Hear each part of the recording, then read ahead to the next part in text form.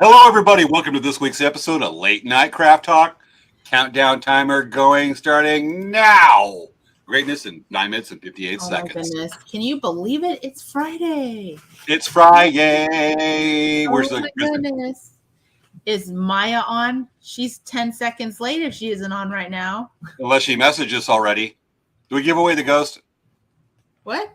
We give away the ghost because people will probably be putting on comments, and we won't be commenting on it right away. Okay, so this is a pre-recorded show, folks. So please do comment because we love seeing comments. I will probably be watching it even though I'm recording it live because I will not be a Barona, but James will be a Barona. That's why we're recording live tonight. Yeah, so we're pretending it's Friday, but it's not really Friday. No, we're recording this a couple days before Friday because it's so amazingness. We have to get it started early. And as we're doing this, I'm looking at Svea's cat, Mr. Whiskers. Yeah, you're looking at his butt right now. Oh yeah, he's walking over and he's like signing Svea, and I see this cat button right in front of the. Yeah, And it's also like blending into the chroma key, so I see the outline of a cat butt. Yeah, and it's so funny because he's standing there right on the caps lock button, and it's like beep, beep. yeah. Beep. What's his name? Wicket? Wicket. That's it. Not Mr. Whiskers. No, not Mr. Whiskers. The dude lived in Riverside. He had a cat named Meowsers. Yes, and I have It's the like little baby Leia right now. She just wants me to hold her. Oh yeah, you're right on. A family affair. The cat always wants to be involved in any of the video footage. I mean, Craft Night is quite evidence of this. I haven't said on one of those because I work on Thursdays. All right, folks, 8 minutes and 13 seconds to go. Killing time. You better be signing on. Remember, sharing is caring. Even though we're not live tonight, we're monitoring this, and we're sharing. And you know that this also is a live feed recording, so it is live to you right now. Even though we did record it, it is airing live, so you get to see it first if you watch it here first, right? Yes, we're streaming live of our show that we recorded live a couple days before. Exactly. Is that how the math works? I'm eating popcorn, by the way. You're eating popcorn? Oh. I'm eating popcorn. I'm holding a baby doggy upside down right now. Oh, God, her face is... Can I show that? If you want to. Let's show that right quick. Look at that. Folks, look at Princess Leia right now. She's just like... And then she's looking at the camera. Yes, this is normal pre-show every week. Awesomeness. We still have a banner on here. Oh, whoops. Should I take that down? Right, look, Late Night Craft Talk with Late Night Craft Talk. Yeah. Banner. Oh my gosh, Mom. My mom is poking Wicket with an alt. Stop it. You're going to poke his eye out. No, I'm just doing that. I'm trying to get him to go. You trying to annoy Wicket there? He's standing in front of her like he was standing in front of me, and she's trying to tie bead loops, and he's walking on the beads while she's trying to tie bead. Oh, with the kittens, I got to show the kids at some point because they're almost grown. But we get the same thing. You're working on a dream catcher, and my mom will sit in her room. She'll weave some dream catchers, and there's the cats trying to play with the sinew, or the leather, or they'll lay on the leather you're trying to work off of. And all you can say is kitty, kitty, kitty. But they don't come in the main office where I stream because that's where I keep some feather work. And let's just say that our water bill's going up from the squirt bottle. We're heavily training them not to like or play with feathers. That's smart, but I think that can get very expensive. It's only a moment of time before those cats are going to have fun with those feathers. Oh, they've tried. But like a fish pan I'm working on, they're going to learn not to ignore those feathers. Other cats did. Yeah. Oh my goodness. I know. It's point like now they're getting used to it because if I leave the door open a little bit and I go walk out, they'll try to sneak in, but they know as soon as I'm coming, they zip out. They're gone. Yeah. But they really learned when they dragged out a very expensive rabbit fur. Oh. And shredded it. Oh my God! And really? There's a couple of squirt bottles, and they just know it's happening. Hold on a second. I need to go get Chewy. He's starting to bark at the neighbor's dog. All right. So I got to talk to the audience here. Pardon me while I'm eating. I'm actually just using dinner. Now, while Svea's away, and she's taking care of Mochi or one of the other dogs barking, Hey, Chewy. Hey, Chewy. Come on. Anyway, while she's gone, start mentioning her red shoes. Why is she wearing 2 red shoes that aren't the same color red? Start commenting on that after the show starts. You know, Hi. James, I'm only 5 feet away from the computer. Every time you say stuff like Why that, are you listening in on our conversation? because I'm not going into another room. I just go over to this. I'm at the dining room table and I walk over to the sliding glass door, or I go to the refrigerator to get some water, which is again another 5 feet away from where I'm sitting. And you're talking And you about just listen to everybody's conversation as you walk by? it's rude. I know it is. It's hurtful and it's rude. It's not hurtful. You're intended Do you feel hurt? to be hurtful. You're intended to be hurtful. Yes. All right, folks. 4 minutes and 4 seconds left to go. I know. Tonight we are doing musicals. The history musicals. Musicals. Let's see. How many ways can I do this? Let's try a singing voice. I say musicals. Should I do it like Charlie Chaplin or Mark? So, like, I Mark could Brothers? sing little bits. Oh my goodness! Hold on. And while Svea's sound's off right now, I'm going to go and lip read while she's talking. Yeah, the And, dog chasing after the poor cat and barking at him. Never ending. Yeah. I was going to try to lip sync and tell the audience what you're saying, what I think you're saying. Yeah. So we can sing. Sing a song from your favorite musical. You know what my favorite musical is? What's your favorite musical? Best little house in Texas. Okay, well, why don't you sing a song from it? It's the best little house in Texas. All right, let me look it up. You don't know the words? I want to make this right. Lyrics. Best little. Well, I got a song for this, and folks, what I'm talking about is best little whorehouse in Texas. Okay. I'll do a song for you while you're looking. Oh, I'm getting it. The lyrics. Elfie, now that we're friends, I decided to make you my new project. Really don't have to do that. That's what Elvis says. I know. That's what makes me so nice. Whenever I see someone less fortunate than I, and let's face it, who isn't less fortunate than I, my tender heart tends to start to bleed.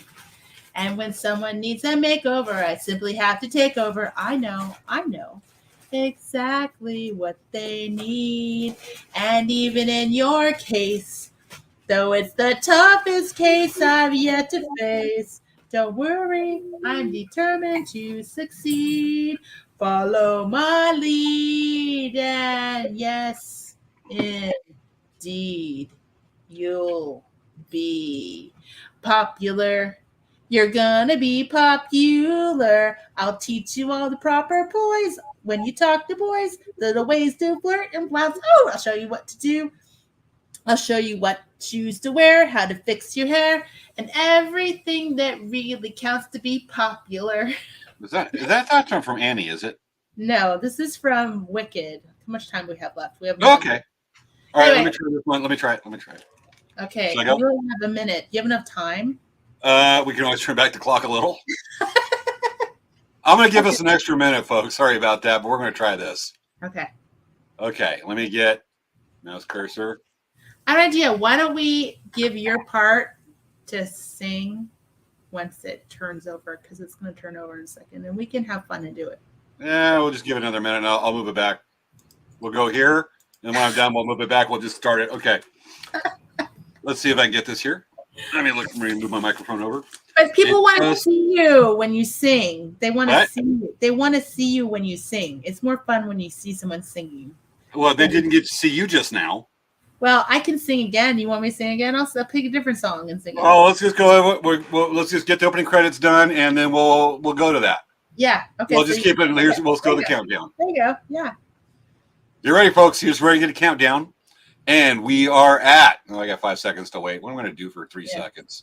I know what I'll do for 1 second. I'll count down. 10, 9, 8, 7, 6, 5, 4, 3, 2. 1. Those are Usually I get the odd numbers and you get the even ones, but opening credits. It's time for Late Night Craft Talk with hosts Svea Yang and James Hermes. Let's get the fun started. It's time to start the show.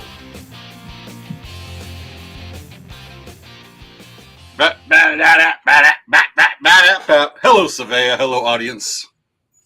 Hello, everyone. How are you doing? Welcome to our show, Late Night Craft Talk. We do the show every week, and it's at 10 p.m. Pacific Standard Time. So that means it's later than later on the East Coast, and it's earlier on the West Coast. So it's just kind of an interesting situation here, but we just love doing the show every week, and sometimes we do really fun episodes, like we actually do a musical, and it's so much fun. We're going to talk about musicals, or you're going to talk about a whole bunch of fun stuff. And if you like our show, please like and subscribe. And just so you guys know, James and I are fighting right now on the position of where our videos are. She's moving it over, making fun of me back. We're fighting right now. Seriously, we are totally fighting. Anyway,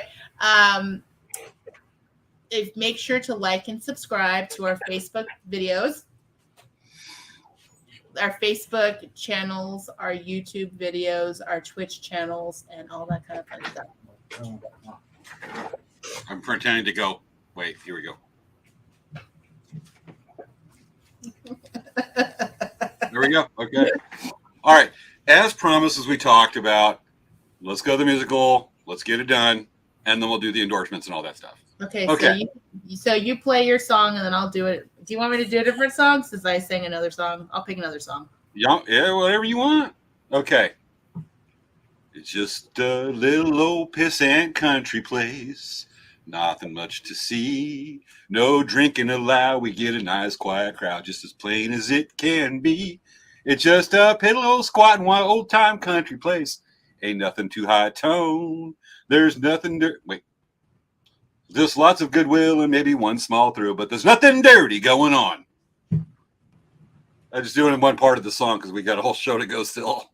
Okay, I have a different song to sing. So you can continue singing. Okay. We get simple farmers and local businessmen, Congress folks from Austin, and young boys looking for sin. That just sounds weird coming from you. That's like creepy. Now, we used to get a lot of roughnecks, but then the oil boom would die. But payday would come and get a little rowdy. But thank God the field ran dry. James, you picked the song. Yes. It's the first time I've ever done it, seeing it streaming on the internet. I will just put little quick disclaimers. But either way, it's just a little old pissant country place. Nothing much to see. No drinking allowed. We get a nice quiet crowd, just as plain as it can be. It's just a little pit squatting, no time country place. Nothing too high tone. Just lots of goodwill and maybe one small thrill, but there's nothing dirty going on. Oh, that was good. But I'm fine. Good job, James. Good job. Okay, you ready for my version, my song? So during our pre-show, I was telling James about the song. It's from Chicago. It is called We Both Reached for the Gun, and it's the lawyer for Roxy Hart is singing the song during the press conference. Okay. So it goes, the announcer says, Mr. Billy Flynn and the press conference rag. Notice how his mouth never moves, almost. Okay. So then the song starts. Where'd you come from? Mississippi. And your parents, very wealthy. Where are they now? 6 feet under. But she was granted one more start. The convent of the Sacred Heart. When did you get here? 1920. How old were you? Don't remember. Then what happened? I met Amos. He stole my heart away, convinced me to elope one day. Oh, you poor dear. I can't believe what you've been through. A convert girl, a runaway marriage. Now tell us, Roxy, who's Fred Casely, my ex-boyfriend? Why'd you shoot him? I was leaving. Was he angry like a madman? Still, I said, Fred, move along. She knew that he was doing wrong. Then describe it. He came toward me with the pistol from my bureau. Did you fight him like a tiger? He had strength and she had none, and yet we both reached for the gun. Oh yes, oh yes, oh yes, we both, oh yes, we both reached for the gun, the gun, the gun, the gun. Oh yes, we both reached for the gun, for the gun. Oh yes, oh yes, oh yes, we both, oh yes, they both reached for the gun, the gun, the gun, the gun. Oh yes, they reached for the gun, for the gun. Understandable, understandable. Yes, it's perfectly understandable, comprehensible, comprehensible, not a bit reprehensible. It's so defensible. How you feeling? Very frightened. Are you sorry? Are you kidding? What's your statement? All I'd say is, although my choo-choo jumped the track, I give my life to bring him back and stay away from what? Jazz and liquor. And the men who, what, play for fun. And what? That's the thought that, yeah, came upon me when we both reached for the gun. Understandable, understandable. Yes, it's perfectly understandable. Comprehensible, comprehensible. Not a bit reprehensible. It's so defensible. Oh yes, so yes, so yes, they both. Oh yes, they both reach for the gun, for the. Let's hear it. Let me hear it. The gun, the gun, the gun, the gun. Oh yes, they both reach for the gun, for the gun. A little louder. Oh yes, oh yes, oh yes, they both. Oh yes, they both reach for the gun, for the gun, the gun, the gun, the gun. Oh yes, you vote for the gun. I'm shortening now. And it says, they both reach for the gun. Okay.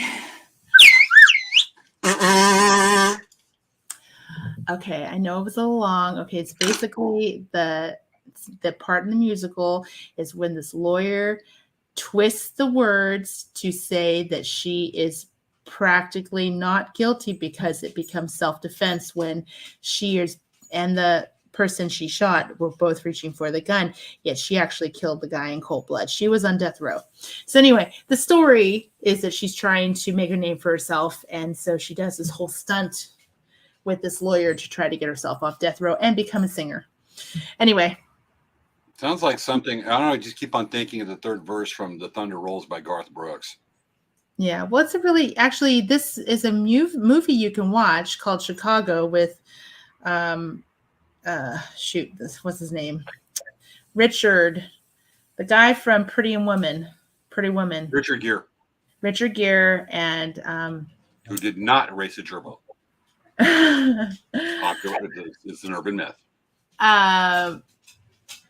There's a lot of famous actors and singers in this musical, Chicago. I'm just drawing a blank right now. Okay, so hey, James, what's going on with El Correct Traders? We are this weekend, starting tonight, at Barona Powwow near Lakeside, California in East San Diego County.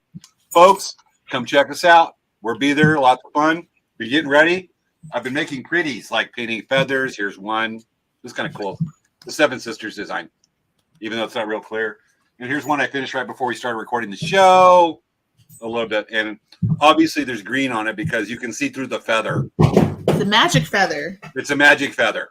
It's a green corn harvest, but you can't see it because green screen and chroma key. Yes. That's pointless for me to show this. But making lots of pretties from feather fans. We're going to have a lot of feather work this weekend to show. Come check it out. Friday, Saturday, Sunday of Labor Day weekend. If you come Monday, you're coming a day late. No powwow. Can't help you on that. So watch for us there. Cool stuff happening. Hey, Svea, what's going on with Dancing Bear? Well, let me segue from James, El Correct Trader, to Dancing Bear. So for those of you, we're going to do a special thing. Oh my gosh. Mochi, don't do that. He just jumped up. Okay. So if you go visit James at Barona, because we will not be at Barona due to having so much on our plate schedule wise. We have a lot going on, so we chose this year to not participate in Barona. We are not going to be at Verona, but if you go see James, we're going to give him a special QR code that you can actually go scan on your phone. I'm writing this down. How do you spell QR? So we're going to give you a QR code. I haven't given James a QR code yet, but you know what QR codes look like. I think I have one somewhere. I don't know. It's somewhere. There's a QR code. You see a QR code somewhere? I'm going to Google one right quick. It's a square It's a bunch of black code. It's like a square box. So it's going to be a link to a coupon that you can get from James for us, because we're not going to be at Verona this weekend, unfortunately. But if you go get the coupon code, you can actually use it on the website, or you can use it in our store. Look like. Stores only 45 So our store is only 45 minutes away from Verona, from the powwow, but you can use your coupon that you're going to pick up from James for us and get 15% off. You can use it in the store, or you can use it on the website, and it's only good during Labor Day weekend. So it's good Friday, Saturday, Sunday, and Monday. And we will be open on Monday because we're not going to be at the powwow. So we will be open on Monday. So just so you guys know, we just couldn't make it this year. We will be back next year, but we will be back next year. This year we couldn't make it. And, you know, to help everyone out, hey, we're going to give you a very special discount code. It's going to be for 15% off. So, and there are some exceptions. I mean, there's always exception for any coupon, but it's a 15% off coupon, which is a great deal. So if you want to come visit us, or you want to place an order online, get that code from James at the powwow. Come over to the powwow, stay the night over in San Diego, then go to Dancing Bears on Monday. Go shopping. Exactly. So what's going on? So this is separate from the segue. We're getting ready for the bead shop hop. Leia, oh my goodness. So it's all kinds of active at your place tonight. I just need to yell, hey, no. And they look at me like, shoot, I'm in trouble. So the next weekend, it's the start of an event at our store called the Bead Shop Hop. It's Friday, Saturday, and Sunday, 2 weekends in a row. The first weekend I will be there because it's our first weekend and it's busy. And then the second weekend we'll be at San Manuel Powwow. But the shop hop is still happening at our store. So we're doubling our event. But we have the Bead Shop Hop. It's a lot of fun. There's going to be make and takes. We have a trunk show. We have gift with purchases. It's a really fun event. And the theme of colors. And if you follow us on social media, you will find out what our color is the week of, during the week of after Labor Day. Okay, so that's it. James. I'm looking up the lyrics from one of the songs in Best Open House in Texas. Yeah. And it's called Texas Has a Whorehouse in It. It's when we're not John Candy, but Don. I think it was Don DeLuise. Yeah, Don DeLuise comes in and he sings. He's playing like this the social justice warrior, basically. Reverend has his own like watchdog hour on TV out of Austin or Houston. And well, we got a show, a whole part of the show we're going to be talking about this. I'll bring it up, and I'm looking at the lyrics, going, It's not racy, but it's not like along with the show, but. We'll see where we go with it. I love this song. It's just funny. Maybe if we get time in it. But folks, if you haven't seen it, look it up after the show. Look up the part where Don DeLuise is singing to as a preacher on TV with Burt Reynolds watching from the VIP room, and it is not like anything else you'll see from that time period. All right, done with that. So we got a show. Okay. Yeah. So do you want me to talk about the history of musicals? I'm going to kind of give you a brief kind of go through from Wikipedia. So basically in 1750, there was a significant theater presence in New York, and it was major theater. There's a resident theater company at the theater in Nassau Street in Lower Manhattan, where it held about 280 people. There was Shakespeare, there were operas, all kinds of different things. Okay. And what happened was that as over the times, it grew, and it said even by 1840s, P.T. Barnum was operating an entertainment complex in Lower Manhattan. So he basically the start of the circus, right? And there's opera houses. There was all these amazing things happening, right? So then in the musical, it says the birth of the musical and post-Civil War, it says theater in New York moved from downtown gradually to midtown Manhattan, beginning around 1850, seeking less expensive real estate. At the beginning of the 19th century, the area now comprises the theater district, which is owned by a handful of families and comprised of a few farms. In 1836, Mayor Cornelius Lawrence opened 42nd Street and invited Manhattans to enjoy their pure, clean air. Close to 60 years later, I can hear everything. What are you doing? Eating popcorn. Because I can hear every single crunch. Okay. This is really good popcorn. I can hear every Boy Scouts. crackle. I can hear every crackle. I didn't know it was bleeding over. I should have silenced it. But like I said, this helps the Boy Scouts, and it's really good popcorn. Okay. All right. So can I finish or mute yourself a little? Okay, thank you. All right. So close to 60 years later, theatrical entrepreneur Oscar Hammerstein built the iconic Victoria Theater on West 42nd Street. Broadway's first long-run musical was a 50 performance hit called The Elves in 1857. 1870, the heart of Broadway was in Union Square, and by the end of the century, many theaters were near Madison Square. Theaters arrived in Times Square area early 1900s, and the Broadway theaters consolidated there after a huge number were built around the square in the 1920s and 1930s. And then I know that Cohan was a major part of that. The first theater piece that conforms to the modern conception of a musical, adding the dance and original music that helped tell the story, was considered to be The Black Crook, which premiered in New York in September 12, 1866. The production was 5.5 hours long, but despite its length, it ran for a record 474 performances. The same year, The Black Domino Between You and Me and the Post was the first show to call itself a musical comedy. There was a lot of vaudeville and different things like that, and there were people that would travel and do a whole bunch of traveling and performing, right? And then all of a sudden, movie pictures came along. I mean, there's a huge history of this, right? So, but basically, the whole thing that's really cool about this is that we still are experiencing a lot of the history, a lot of James is getting ready for October. So did you put on the disclaimer that there may be strobe lights that can cause seizures, James? Folks, there may be lights that cause seizures tonight.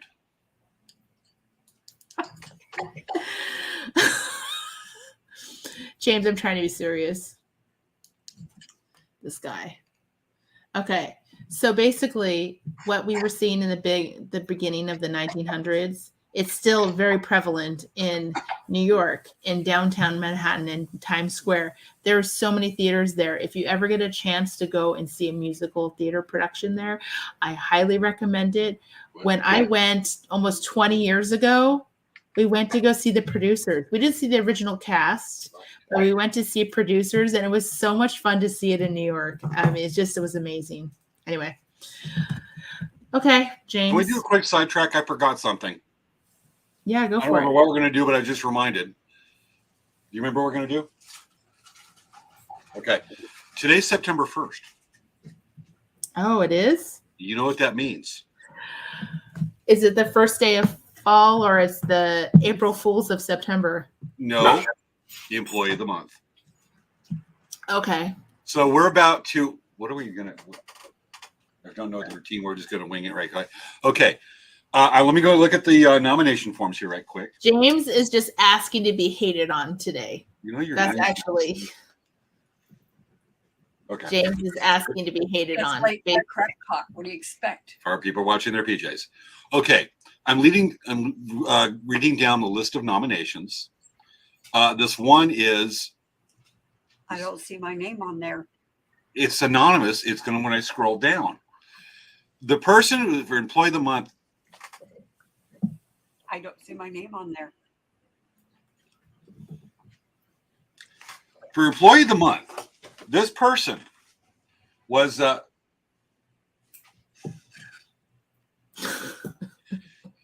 Folks, do you think this is how an Employee of the Month is supposed to act? Yes, because I'm so anxious because I'm such a good employee. You know what, James? You're talking about yourself. Like, why would any Employee of the Month act the way you're acting? Because I'm announcing it. I'm trying to keep it the integrity of the program. Okay, No. this person's Employee of the Month is highly looked over. Has worked with the business for 30 years. And We look over you because you're sitting on your butt all the time. yeah, well, the boss has got to do what the boss has got to do. So the employee is very much respected. Has started several humanitarian programs. Has saved the world. Fights communists in support of the United States of America. He's our communist fighter. This month's Employee of the Month is one, because it's totally not what we planned earlier. Okay, this month's Employee of the Month. Folks, let's get that countdown music going. This month's Employee of the Month is not Vicky. I didn't say me, I just said not Vicky.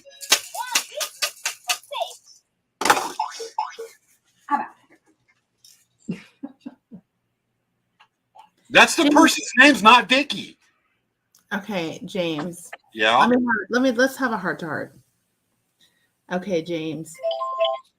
You need to let your mom be Employee of the Month. It's really only fair. She works so dang hard for the business.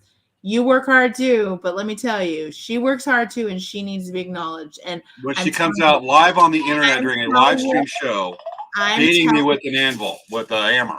James, I'm telling you, every single viewer is going to comment and say how your mom should be Employee of the Month. Every single employee. I never said it was me. I said it was our employee name, not Vicky. No. When you read who the Employee of the Month is, you said he is saves the world. I'm picking the pronoun they wanted to use. And I'm looking for a prompt. Here it is. James, do you want to meet not Vicky? You're asking a lot of our viewers to be mad at you. I won the lottery and I'm not sharing. Yeah, don't share it, Vicky. I'm not. Well, it's not much you can share with 50 cents. All right. Do not share. Let me go get the employee name, not Vicky, okay? I'm going to go get the employee name, not Vicky. Surprise, it's James. Not Vicky, come here. Yeah, we've got Employee of the Month. I'm not Vicky. I'm James, not Vicky Rodriguez. You're wearing Ignacio's glasses, James. Who's James? You are. Oh, he's our great and loved CEO who should be. You know what, James? I'm telling you, you're wearing Ignacio's glasses, and we know the trick you're pulling right now. No, I'm not James Rodriguez. Not Vicky Rodriguez. That's the middle name. I let go by the middle name a lot.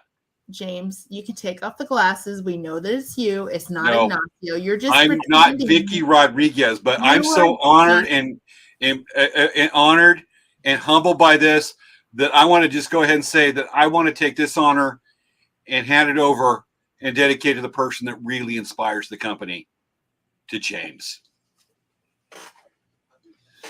Oh, okay. That's the way you want to go. Is this what the employees have said and you've all like cajoled and talked? Yes, we have. All right. I guess I'm Employee of the Month. Okay, James. Yes. You just saw the whole thing go down. What is not legitimate about that? Okay, James, when you put on Ignacio's glasses, we can tell that it's you. It's not Ignacio, okay? So obviously you're playing a game with Vicky. It's pretty sad. You know, I'm just telling you, our viewers are going to comment like crazy and say how much they're upset that you are not taking care of your mom. Well, let's just see what Ignacio has to say about this. Hi, James, pretending to be Ignacio. I can see through it. I can see right now. I can see James pretending to be Ignacio right now. It doesn't work. He's just pretending. Let's just move on with the show because that's what the audience is waiting for. Now we made our announcement, and you just can't accept a fair game. It's not, folks. This reminds me of the time that Svea and I were playing one-on-one basketball, and she scored every point because she never told me we were playing basketball, and I was 150 miles away. That's how she does these things. Now you're just playing a joke that, like, I'm not even fair. What the heck is that about? Jeez. You're criticizing. You just criticize. We pick who their best employee is, and just now. Do you do this to Walmart? Did you say, do I do this to Walmart? You criticize their employee of the month pick for Walmart? I never criticize them, but I criticize you because or Arco or Sears. Because you value what I have to say. If I go to Walmart, I'd be like, "Who are you? You don't know who you are. Whatever. I don't care who you say."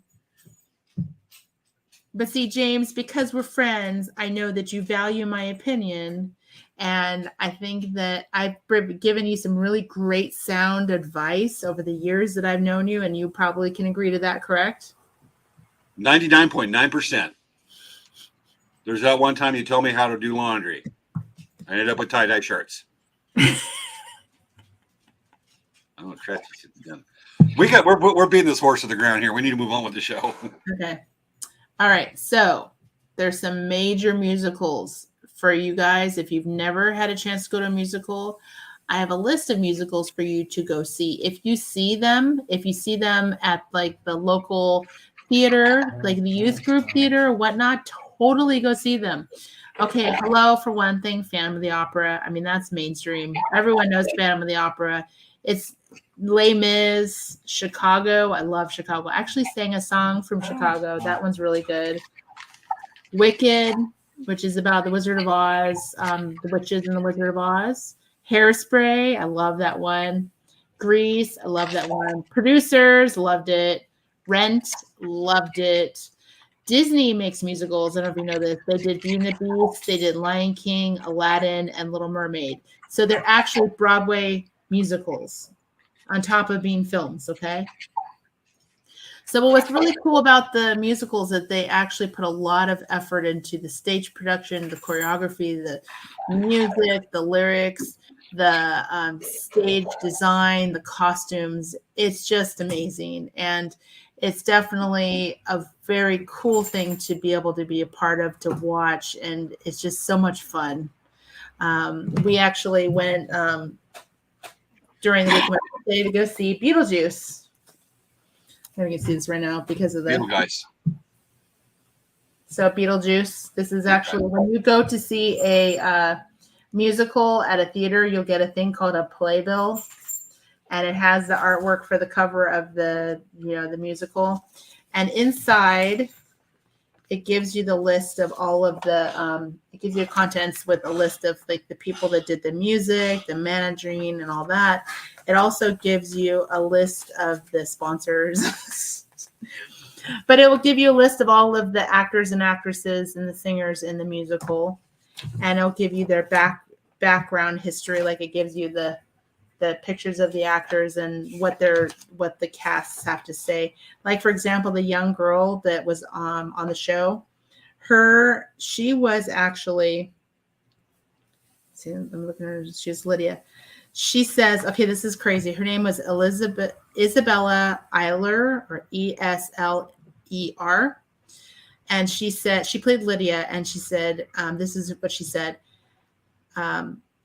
Isabella Eiler is incredibly excited to be making her professional debut. She recently graduated high school in San Jose and grew up in the Bay Area. Many thanks to the Telsey office, the Beetlejuice team, family and friends, extra love to mom and dad. So she just graduated from high school and she is in the traveling production of Beetlejuice. It's just amazing. So it's pretty cool. There's a lot of neat things. It gives you the cast bios and it tells you about all of the who's and all the stuff. There's all the people here. And they actually have a photo when you go to the show. They'll actually have a list of the actual performers that are playing that night, because every single role has a backup position in case someone needs a night off or Understudy, right? Yeah, like understudy. So say what someone's feeling under the weather or their voice is cracking and they need to rest their voice. Sorry. And so it's kind of a cool thing to see that. So I actually have a picture of the billboard or the sign that said who performed in our show. So James, do you want to read off the musical episodes that have, or the musicals that turned into movies? Okay. We actually discussed this a lot before this show, but what we wanted to include from not only our favorite, but also amongst the most well-known internationally and accepted internationally of the most popular of these Broadway shows have been turned into movies. We'll discuss each one a little bit. First on the list is going to be, for both of us, is going to be Phantom of the Opera. And you know that it got real popular in the 90s. There was actually a movie made with Robert Englund as the Phantom. And I've actually never been able to watch it. I always want to see it in live performance, but the movie wasn't the greatest, but it's Phantom of the Opera and it's Robert Englund. It's Freddy Krueger. But wait, did they actually doing that? I just like actually the same music from the show? I don't think so. It's been so long since I've seen it. All I know is that it was Robert Englund in Phantom of the Opera. I had to like it. I don't think that it was a musical. I think it was just the story. Probably because the only one that I know of, it has the guy, what's his name? He was in Phantom. I'm going to tell you the name of the actor. He was in a movie. He's been in a lot of movies. He was in the movie about the president is something down. Like it says Eagle Down or something. Eagle has. I'm typing in Phantom of the Opera movie to get some information on that one. Gerard Butler. Gerard Butler was in that? Yes, he was the Phantom. And this was actually a real musical based on the musical. Yeah, there it is. Patrick Wilson played a character. Minnie Driver played Carlotta. Yeah. It's a really good adaptation of the actual musical. I know that the story Phantom of the Opera is actually a story by Gaston Leroux, and it actually is a story about a monster that lives underneath the opera house. And he extorts money from the opera to pay for his different things. Gotcha, because there was actually one that was in 1989, directed by Dwight H. Little, based on Gaston Leroux's 1910 novel, and it starred Robert Englund as the Phantom. So that was it was a critical and commercial failure. The only reason I liked it is because it's Robert Englund. Yeah, and it wasn't very good. So I'm just saying.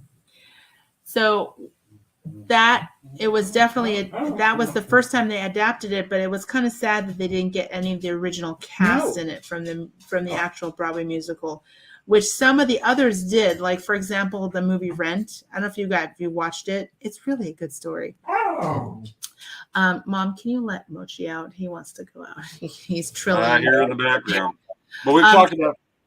Oh, good. So the movie Rent, that's based on the Broadway musical, actually has a majority of the original Broadway cast in it.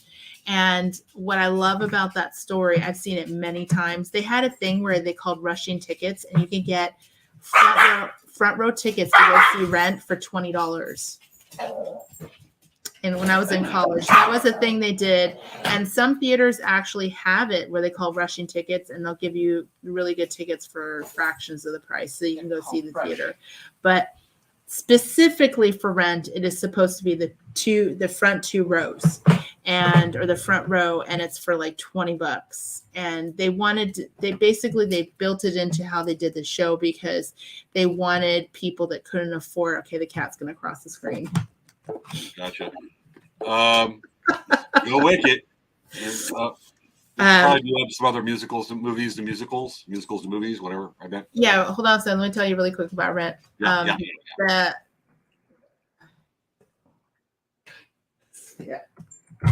Yeah. So the musical, and I was written Jonathan Larson. So Jonathan Larson, he was a part of the LGBTQ.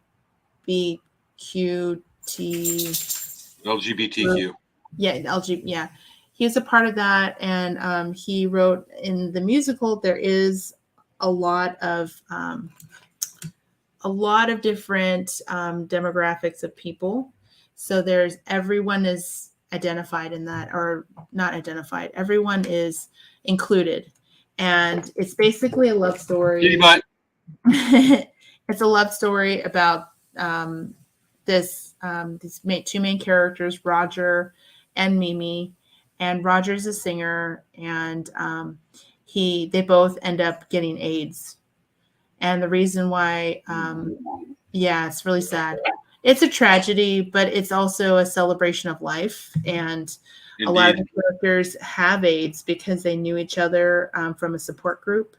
And basically, what was kind of amazing is like they really learned about love and taking care of each other, and learning about themselves and all that kind of interesting. It was a very good story, and you almost have to watch it to understand it. If you just listen to the music, you don't really get it. You have to really watch the musical to see what it is about the movie or the story that makes the music interesting. But it's a really good show. I loved it. I know all the lyrics when I sing it. Or I watched it, I sing the whole thing.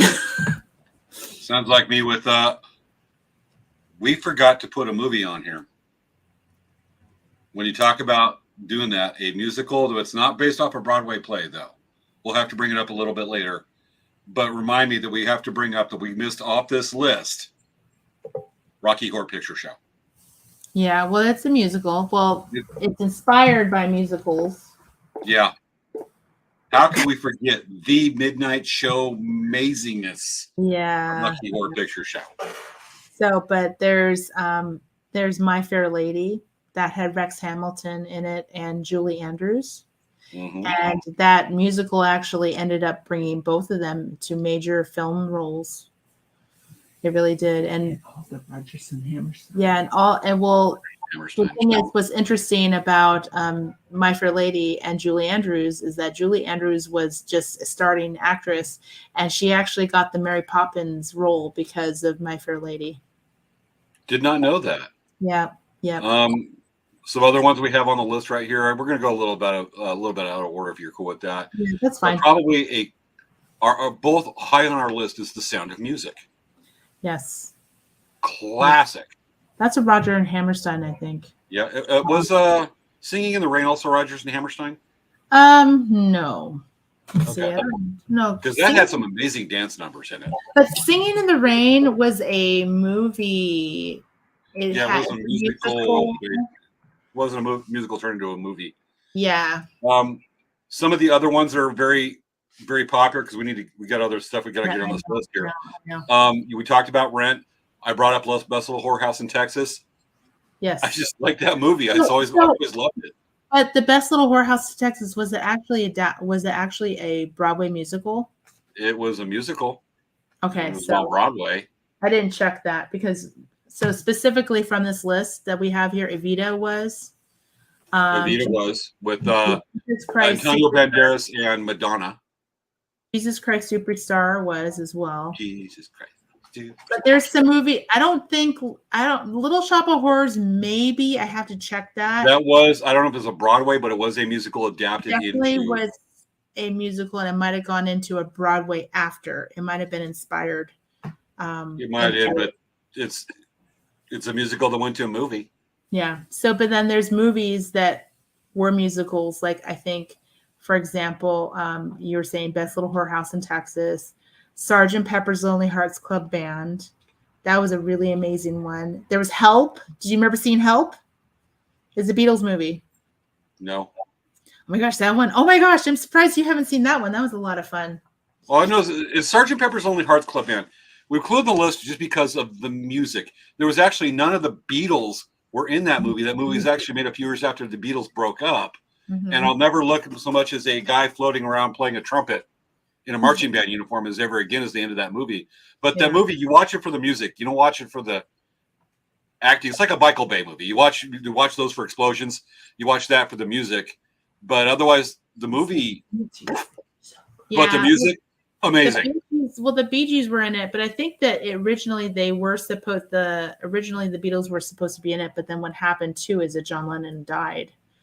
So I think that also wasn't it made before John Lennon was shot? Because John Lennon was shot like 79. Let's see. Google will tell us, but also what's amazing in that movie, you gotta love it. And I freaking love this because I love this band. A very young Steven Tyler and Aerosmith. That was like 3 times up. But it should have been made. I think it was made just a few years after the Beatles broke up. Thank you, Yoko Ono, you curse. Yes, I have hard feelings about that. Let's see here. In 78, let's see, I'm trying to see really quick here. I know the plot. I've seen it 3 billion times. I loved it. But yeah, let's see. Production, reception. Let's see. We never did put Captain EO on this. Come on, Mochi. Sorry. That was a ride at Disneyland with 3D with Michael Jackson at Disneyland, folks. Yeah, Captain EO. Captain EO. In that guide. But while you're going through this, we have Jesus Christ Superstar. Came out in the 70s. That one's just, it's popular. You mostly go for the music, but it is odd. It's like watching trying to understand a Monkees movie sober. Yeah, well, it has a weirdness because, I mean, some of their music was based on, LSD and stuff. Oh, yeah. I mean, I remember the one part where you got the dude playing Pontius Pilate, and he's on this boat thing, and he's talking about, Jesus, turn the water into wine. Yo, you king of the Jews. And at one point, he gets upset with Jesus, and he's throwing, obviously you got Roman soldiers that are not dressed like Roman soldiers in the movie, but Jesus looks like Jesus. But he's throwing these bagels at them. And I'm like, okay. And he's throwing in there, going from the bagels, Pontius Pilate throwing that. And the whole movie is just bizarre, but there's just something stylish and timeless about it. Weird. Anyway. Yeah, I'm looking. It's been a long time since I've seen it. I just watch YouTube clips to remind myself about those. Okay. Listen, this is ultimately, it says here, it says at the end of August 1966, the Beatles have permanently retired from touring and pursued individual interests for the next. Kitty butt. Come on. For the next 3 months. During a return flight to London in November, Paul McCartney had an idea for a song evolving from an Edwardian military band that formed the impetus of Sgt. It says, why did the Beatles appear? Let's see.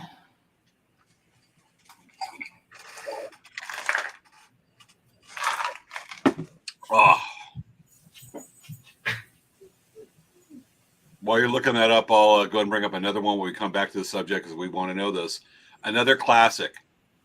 I love this movie. Little Shop of Horrors. Rick Moranis in there. Steve Martin, Bill Murray guest star in it. It starts off any movie that's got a song that starts off going, I grew up wanting to shoot puppies with a BB gun. Said some other things, and eventually it's to the song, You'll Be a Dentist. Oh, yeah. And Steve Martin just knocked it out of the house. That guy's just pure comedy. And we actually streamed that one of our late night Craft Talk movie nights because it's amazing. And then never forget Audrey, too. Yeah. The man-eating plant. It's just so twisted. It fits my sense of humor. But loved it ever since the movie came out. I hope there's never a remake like Fox tried to do with with oh boy, KK Fascia, stop it. Let me make the movie. The midnight showing Rocky Horror Picture Show, the remake of that with RuPaul. No. Anyway, you find out what we need to know about the date release for Sgt. Pepper's Lonely Hearts Club Band. Okay, hold on a second. Okay. Well, it came out in the 60s. Let's see. Why? Okay. Yeah, because Lennon Okay, was go shot ahead. in like 78, 79. Assassinated by, I don't know, Well, conspiracy. in 69, It had to be after the album. because it's at the end of August 1966, the Beatles had permanently retired from touring and pursued individual careers interests for the next 3 months. Yeah, because I said that Sgt. Pepper's the movie came out like 70 something before it was, They said, before John Lennon got assassinated. There's no such thing as the Beatles now. They don't exist as a band and never performed Sgt. Pepper's live in any case. They weren't. Let's see here. There's Mom was another there. tidbit. Hey, Mom, do you remember? What? It's a long Because time when this ago. movie came out, you and I were toddlers. I It know. wasn't I that long wasn't ago. We were even both in our born. 20s. I remember getting the album, Yeah, you remember getting an album. That's all you remember. but the movie with the Bee Gees was after that. Yeah, it says in 1966, the four Beatles had more than their fill of Beatlemania, the rampant touring, Screaming Girls, and the bigger than Jesus controversy, to paraphrase a George Harrison that song, wouldn't go well. which is all too much. So the band made a fundamental change in how they approach music. After 1966, the lads would cease touring to focus only on being creative as possible in the studio. But the Beatles didn't stop touring. They stopped releasing anything for the rest of the year. John Lennon went off to make a movie, How I Won the War, and the other three Beatles went on vacation. There was also a radio silence as far as the band's musical output was concerned for nearly 6 months. That might not seem like much from now, but in the era of 1964 to 66, when there was a new Beatles single, concert, movie, TV appearance, LP, every time the fans turned around, silence is deafening. When the Beatles finally reappeared in 1967 for Strawberry Fields Forever and Penny Lane, every little thing had changed. Mop tops gone, facial hair present, tinny sounding concerts replaced by psychedelic videos, and the music that had gotten more complicated, more ornate, more intricate, more strange, at least in comparison to what the pop stars were doing. The Beatles, as larger than life figures, now meant something totally different than they seemed to half a year ago. As the band was going through its transformation, which was more organic than just it seemed your average 1967 teeny bopper music fan, they were seeking anything to remove themselves from their previous image. For Paul McCartney, that meant the possibility of the Beatles literally becoming another group, the Lonely Hearts Club Band. Now the quartet isn't going to be permanently switching monikers, but McCartney had the notion in the fall of 1966 that it might be easier for him and his bandmates to hurdle expectations if they were costumes of another act. Interesting. No kidding. I didn't know that. So anyway. Now we know. Yeah. Right quick. Well, your mom's there and you're there and I'm here. Favorite Beatles song? What's your favorite Beatles song, Mom? Michelle, ma belle, sont les mots qui vont très bien ensemble, très bien Man, she talked, ensemble. folks. Remember, I our love official you, language I is love English. you, I love Keep trying to you. say it in That's Spanish. all I want to Saying it correctly. say. Until you find a way. These are the words I would only say. Okay. To you. All right. What's your favorite Beatles song? Oh Lord, there's so many, but I definitely like their songs. I like the Sgt. Pepper songs, but I like the songs before then. I really did love. Actually, there are places I remember. Okay, let me play the song. It's on Abbey Road. and some have Have gone, changed, and some have changed. Let me look. I don't know the name. I'll say for me, the ironic part of me loves "I Am the Walrus." I do it, but there's something I just get absolutely reverent about Let It Be. That one, there's something about Let It Be. Okay. Although, I mean, I've almost got there during a festival here in Indio, music festival, whatever I meant to say. But I've always wanted to see live Paul McCartney sing "Hey Jude." Life will be complete after that. I just want to see that. I love Hey Jude. Those twice. What's that? Hey Jude. Hey Jude, that's Do you know- another good one. Actually, the song That's a is good one. But called there's In My something I Life. just get reverent about with Let It Be. In my life, yeah. So I the love you song more. is called "In My Life," and it's on the Rubber Soul album. Oh, Rubber Soul. That's the That's best one of my album. favorite albums, Rubber Soul. And We got a sing along going on with the rough rap. yeah. Your crowd is rough, Svea. I know they always are barking every time I was talking, but I really love that album. I listened to it many times on my CD back in the day. This has already turned to a Beatles show. We definitely know we're gonna end up doing a Beatles show later this year. We got to get back on track on this because I'm looking at the time right now, and we're already at 50 minutes in. We haven't. Okay, wait. We need to do our thing. We need to do our thing. All right, folks. Wait. Let's talk about the TV shows that were musically inspired. Let's knock it out, and you're done. Okay, so TV the first one, Scrubs. They did some musical episodes. Yes, and they've been fun because it's like someone will wake up and everyone's singing, and they're like, "What's going on? Why is everyone singing? I don't understand."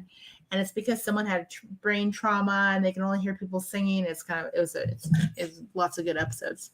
Yeah, TV shows that have musical episodes. Also was God forbid it was before it came back. Roseanne had a couple of musical episodes that were actually fairly highly rated. I did not know that. Interesting. God forbid I do, but they got fairly highly rated. But this was back in the original run, toward their later seasons when they're running out of ideas. Or actually, they'd run out of ideas and then ran out of more ideas and then started going that way. There was also a show, huh? There's another show called Brigadoon. Yes. That's a really good one. They get stuck. These two people cross this bridge when they're hiking, and they go to this town called Brigadoon. Only appears once every 100 years. Mm-hmm. Is it called Schmigadoon? Is it called Schmigadoon? It's not called Brigadoon. Okay, Brigadoon is actually based on it. Schmigadoon. Yeah, Schmigadoon. It's called Schmigadoon. Okay, Brigadoon. So Brigadoon is the name of the original movie that had Gene Kelly in it. Okay. Yes, I think it's Gene Kelly. There was actually another TV show that had musical episodes. Was fairly recent. Star Trek: Strange New Worlds. I've got friends that absolutely loved that episode. They thought it was great. I gotta admit, I love it when Nurse Chapel was singing, but the rest of it, I don't know. But a lot of people really liked it. Yeah. So the way they pulled it off. People don't really think about Pee-wee's Playhouse. Yeah, Pee-wee's Playhouse was another one. There was a musical. Yes. And they did a heck of a job. I think it's still in syndication. The actual episode of Pee-wee's Playhouse? The Pee-wee's Playhouse, not that one. But Pee-wee's Playhouse, I think it's still in syndication, even though, we got to admit, Paul Rubens did die just a couple weeks ago. Mm-hmm. But they did, that was fairly regarded. It won a Peabody, I believe. Really? Somebody fact check me on that one, please. Please. I have a big memory that it definitely got some major awards. Cop Rocks was another show that did not last very long at all. This was a bunch of years ago. Cop Rocks? Let's go with Cops, called Cop Rocks. That's weird. There's a reason it only lasted a couple episodes on TV. That makes sense. We got the big old boot out of there. Yes. Okay. So I'm going to segue for us. Okay. So everyone, we created some really special music for you tonight. And I forgot the name of the poet. It was C.H. Gabbett or something. The composer. Yes. Gibbet. C.H. Gabbett. C.H. Gabbett. Yeah, I'm sorry if I'm mispronouncing it. CH. Yeah. So, okay. Now we asked them to write a song for us in a Broadway style, and it's about tacos and burritos. I'm the taco man. And Somebody else is the burrito woman. And it's a story. It's a story song written by our own on the staff, C.H. Gabbett. Yes. Gabbett? Yeah, I think it's like Gabbett or something. C.H. at Gabbett. Yeah, something like that. Okay. At Gabbett is as I'm imagining it. Yeah. Okay, so do you want to start us off, James? I will. So, folks, since we're talking about musicals that apparently we spend a fair amount of time on Employee of the Month and Beatles, we got to do a Beatles episode. Yeah. That's going to draw some people in, especially older ladies. All right. We talk about our favorite Beatles songs. So we have this thing, a lot of you know that I am actually from Taco Stand. Major country, superior knowledge, superior culture, superior product. And, then there's America. But, Svea and I talk because she's more of a fan of our low-cost, low-culture neighbor called Burritoville. And so we're going back and forth, and we got to figure out, we've got to come to peace between tacos and burritos, because you've got your burrito crowd, the ones that, throw rocks and fling their own excrement at people in the zoos, the burrito people that like burritos. And then we've got the sophisticated taco people. Okay. The ones that create Rodgers and Hammerstein type musicals. No, that sounds a little bit. That sounds a little bit like a Romeo and Juliet song, doesn't it? But plutonic. Yeah. No, it's not like James and I know. This isn't. No, this is just like a story about a burrito and just the song that C.H. made. Yes. Okay, you ready? We're trying to say that. Can I say the name what we're trying to make it to? What? Who wrote the song, and can I say who it was so they know who C.H. is? Okay, fine. ChatGPT. Okay. Yeah. C.H. Okay. Because otherwise it sounds like I'm trying to pronounce an Eastern European name going C.H. or something Germanistic, I guess. But we thought this was an spitting from the mouth. Okay. We thought we told it a battle. We picked out a whole bunch of ones. We did a battle. We did a fight. We did Romeo and Juliet. We did all these different things, and this was the best one. Okay. So we rehearsed this earlier, folks. And here's our song before we end this tonight's show about musicals from C.H. Yeah. And we have our musical band right here, and we sing about the conflict and conflict resolution of tacos and burritos. Yes. Let's make sure I got it on here. Okay. It's only the second time we rehearsed this. Yeah. Okay. Let's start the music.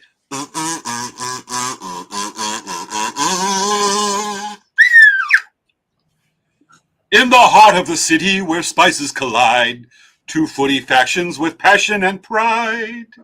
Tacos and burritos, a feud so absurd, but love blooms in conflict as destiny stirred. Tacos on one side, burritos on the other, a culinary clash like sister and brother. But in this food fight, a romance takes root. Taco and burrito defying the dispute. Amid sizzling salsa and tortillas that roll, two star-crossed fillings chase a shared goal.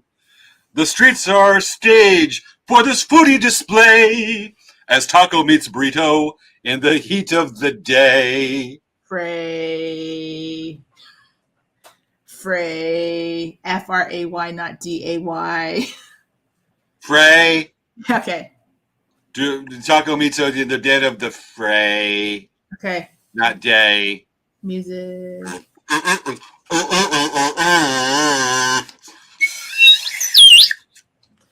Sour cream moonlight and cheese-covered stars. They find love in nachos and queso-filled jars. A romance forbidden yet destined to be. Taco and burrito love's recipe.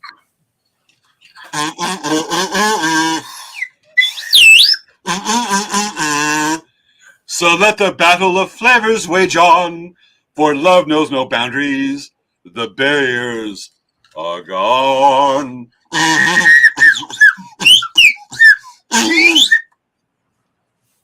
Wait, you have 2 more lines. In a city of spices where passions ignite, Taco loves burrito, and burrito loves taco tonight. Holy there's cow, peace. put it off. There's peace. Taco and burrito are friends again.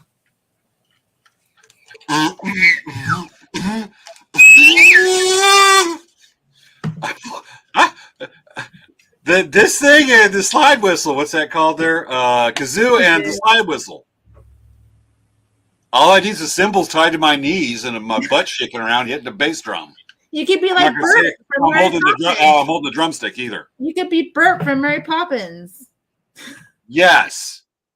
Yes, I kick kitty butt. The disappearing, phasing kitty butt. Wow.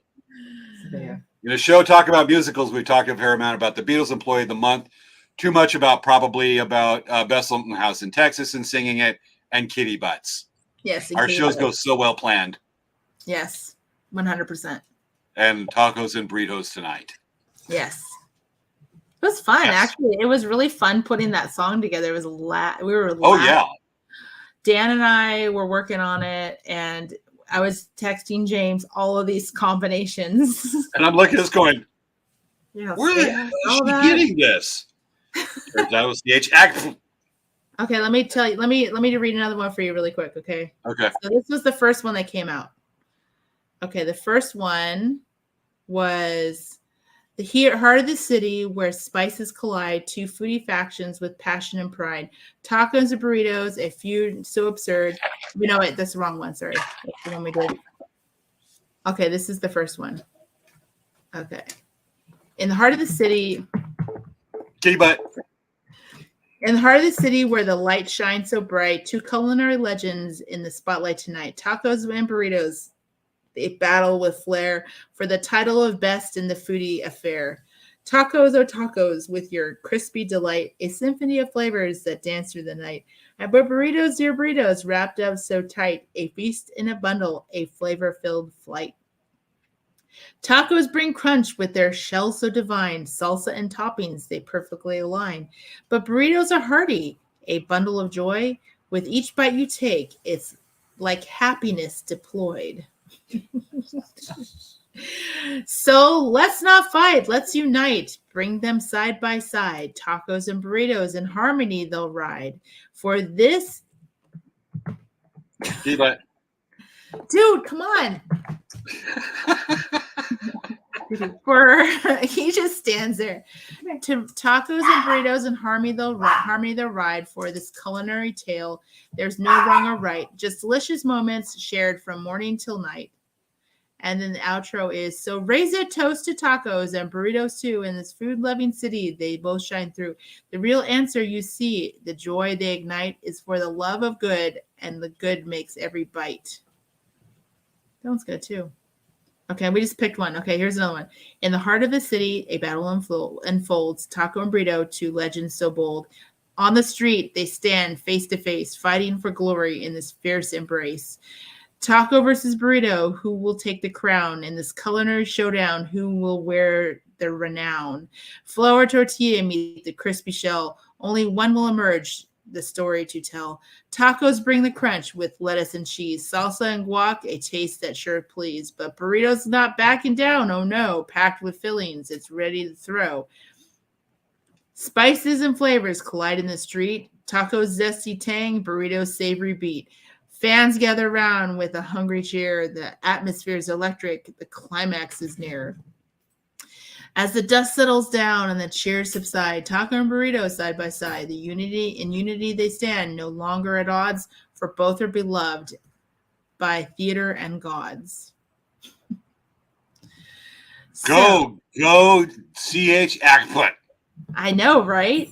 I just thought the other one was appropriate because it was more like a musical. I mean, you have the story about the relationships and not fighting all the time and all that. We never did really bring up Les Miserables. Les Miserables. Oh, that's a good Les Mis. Oh, part 2 Wonderful. of the show coming up, folks, on this one. I finally found the chorus I was looking for that song with Don DeLuise and singing in Best Open House in Texas. Okay. It goes like I'm sing us out. I'm condensing a lot, but it goes Texas has a whorehouse in it. Lord forgive us for our sins. Texas has a whorehouse in it. I can smell love those copulate. Wait, Texas has a horse. Lord, okay, and then they repeat it. Lord forgive us for our sins, and then song, sing, line here, long here, and then they go the chorus that goes, stop the copulation, loveless copulation, stop the copulation. This was considered a family movie. Really? I just love ironic dangs. Right, Wicket? I figured I'd bring him over because he's sitting right next to me. Oh, yeah, he's been on camera hog all night, showing his smart end. He looks a little lion face, doesn't he? He looks like a little It kind of does. That's a very tigery face. He's a big boy, too. Yes, he is. How many pounds is he? I think he's probably like 15 pounds. That's a good sized kitty. We got a couple of them that would be almost that big. He's very muscular. Yeah, we had a big old tomcat that died a couple years ago named Tyson that was about a 22-pounder. What just happened? I guess the cat did that. I disappeared it. There I'm back. I was wondering. I was getting lost in the void there for a while, going, where am I, internet? All I can see is my office and a big green screen behind me. Where was I? Okay. It's time. Okay. Yeah, it's time. It's like over. Oh, yeah. We're like about 7 minutes over. All right, folks. Thank you for watching tonight. We want to go about musicals, but we go, we're the kings of the tangent and going, let's go this way. Whoops. Yeah, kidding.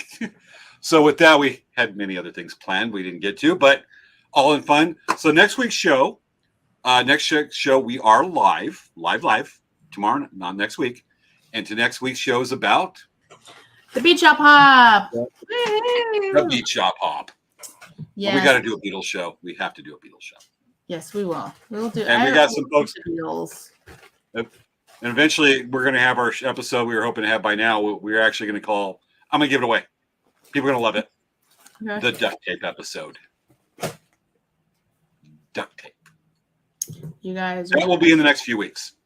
Yeah, so we're planning out some of them. We have to do some pre-recordings because we're going to be away. For example, James is at Verona this weekend, and then in 2 weeks, I'm going to be at San Manuel Powwow, and James won't be available. Actually, are you going to be available that weekend? I'm probably going to be delivering stuff to San Manuel. That night, if I'm already doing stuff because it's in the afternoon, I may just bring in a guest host that night or go solo. We'll figure that out. I'll be talking Kelly Joe. Watch out! I may be calling you, and we'll do a guest host episode that night. See if Christy's available because she's a barrel of fun too. On that, but we also remember our buildup. We are only 2 months away, folks. 2 months from our Halloween special. Remember, we started building up to that too. How are we 2 months away? We're only 1 month away. Because it's the end of August. Yeah, but no. September. No, okay. October. We're doing the show on September 1st. So at the end of September. It's a ballpark. It's 1 month away. It's a ballpark. 5 episodes. We're talking like a few hours here, girl. A few hours. Thinking, girl. A few hours equals 2 months when it should be like 1.1 months. No, but we're like, it's 2 months. Otherwise, you're looking at 1.9. No, it's not 1.9. If it was 1.9, it would be like. Well, Halloween's at the end of October. It would be like August 4th or something. It's or 2 7? months away. At the end of October. Right now, it's the tail end of August. When we Oh record no! this. Oh, you're saying the end of August. You're saying the very last episode, but our entire month is about The Halloween. entire month we build up to it, but our Halloween specials at the end of October. Yeah, but all of our episodes are about Halloween and horror movies and all kinds of stuff. Yes, we're hoping to bring Dave Uchansky back. Black pumpkin. I said it. You know what? Dave is going to come back, and he has. Oh, we love Dave. He has some news and some new information you guys are going to love. Love it. As a matter of fact, he's made the most guest appearances on our show out of anybody. He's Dr. Cadle. We need to give him like a green jacket or something. We need to give him like the fancy lounge jacket. He needs the green jacket so he can be a part of the Green Jacket Club. Yeah, like if you guys see a green jacket. Here's the problem. If he comes on the show and we got the chroma key thing going and he's got the green jacket, he's just going to be a head floating. That would be more funny. That would make it even more funny. I mean, it'll be like the inverse of this feather where I've got the green corn painted, but you see through the feather. You see the background, but you don't see me. James, we need to talk about this and figure something out for Dave because we need this before October. Dave, I hope you're not watching. We're not promising because we still have to talk to Dave about it. Yeah. Okay. Surprise! We just did a show meeting on air. Whoops. Okay. Let's go before we talk more. Okay, folks, this has been tonight's episode of Late Night Craft Talk, where we were supposed to talk about musicals, and we partly did. And a few other things, but all that ancillary information will make your day more interesting, and you take that info and you'll be the talk around the water cooler on Monday. And remember, Playbill. Oh yeah, that's why it's disappearing because it's kind of greenish looking. Beetlejuice! Okay. Beetlejuice! Oh, I can't say it 3 times in a row. Beetlejuice! Oh, no more. You can't say it 3 times in a row. Beetle Guys. I gotta watch that movie again. We gotta do another movie night. All right. Folks, see you next week. Been awesome.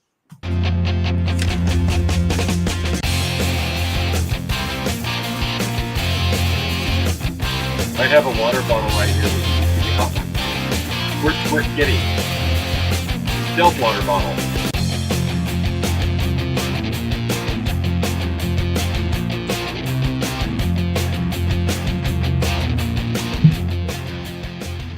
Aw, ain't he cute?